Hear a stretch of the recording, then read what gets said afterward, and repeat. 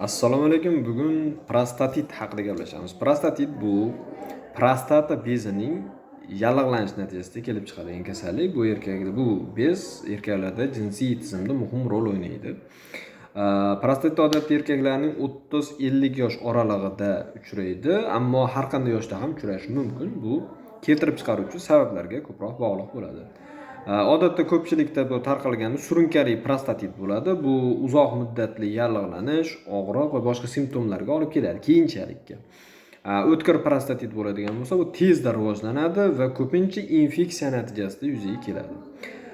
Prostatitning asosiy sabablari bu bakteriyalar infeksiyalar hisoblanadi va bundan tashqari boshqa sabablar ham bo'lishi mumkin. Masalan, stress, uzoq vaqt davomida o'tirib ishlash yoki o'sha qattiq jismoniy faoliyat ham sabab bo'lib qolishi mumkin.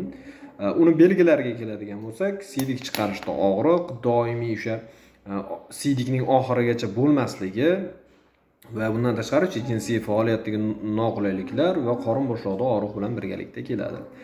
O'tkir prostatit esa o'z nomi bilan o'tkir bo'ladi va uni og'riq juda kuchli bo'ladi, siydik chiqarishda birdaniga qiyinlashib ketadi va isitma va titroq paydo bo'lishi mumkin. Surunkali prostatit uzoq muddat davom etadigan va davolash nisbatan qiyinroq bo'ladigan jarayon. Ammo ko'pincha ko'plab erkaklar bu narsani uzoq yillar davomida kasallikni sezmasdan ham yashaydi. Xuddi oddiy holga o'xshab qoladi. Siydikning kamayib qolishi yoki hojatga tez qatnash bilan bu belgi oddiy holatga aylanib qoladi. Lekin bu o'sha kasallik boshlanganining signali hisoblanadi.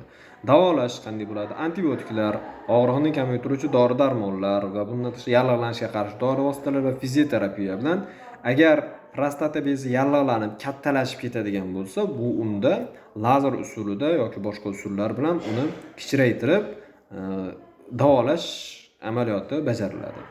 Agar prostatit uzoq davom etadigan bo'lsa, bu erkaklarda jinsiy disfunksiyaga, o'sha bola ko'rish bilan bog'liq bo'lgan jarayonlarda muammolar paydo bo'lishi va siydik tizimidagi qo'shimcha infeksiyalar paydo bo'lishiga olib kelishi mumkin.